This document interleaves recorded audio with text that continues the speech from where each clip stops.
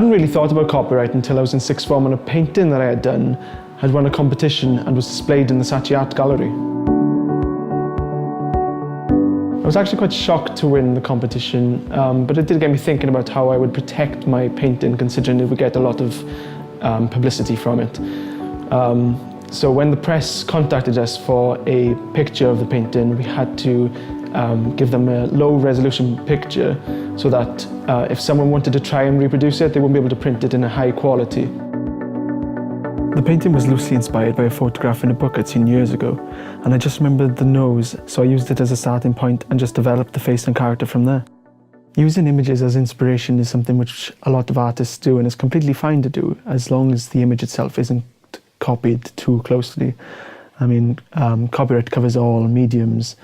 I mean, if a painting can easily infringe on a photograph and vice versa. If I'd copied the entire photograph, then obviously I would be breaching the photographer or the publisher's copyright, which as an artist you really don't want to do.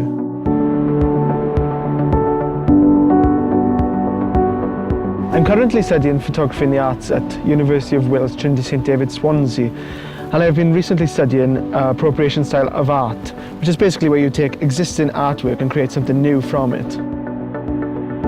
By studying in university, it's given me the opportunity to explore appropriation art.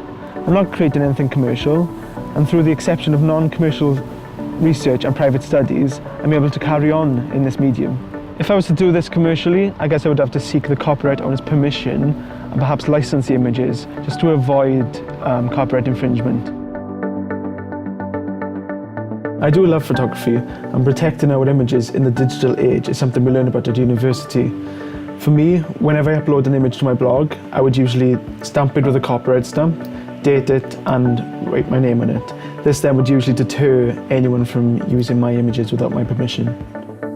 I was approached recently by Pride Wales for permission to use my images that I took at Swansea Pride 2014 at Singleton Park. I did give them permission, but I did enforce my moral rights as a photographer.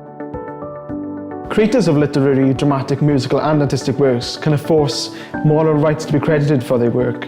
So even if you do sell an image, you can still make an agreement that you will always have the rights to be acknowledged and ensure the work is not used in an offensive way.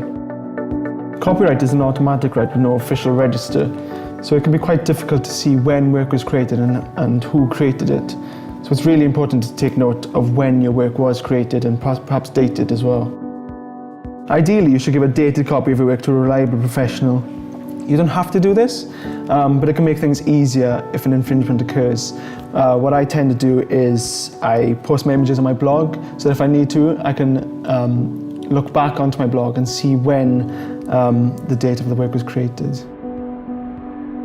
I'm just at the start of my journey into photography art, and I expect the digital medium to be a big player in my career, and so protecting my copyright is of massive importance to me.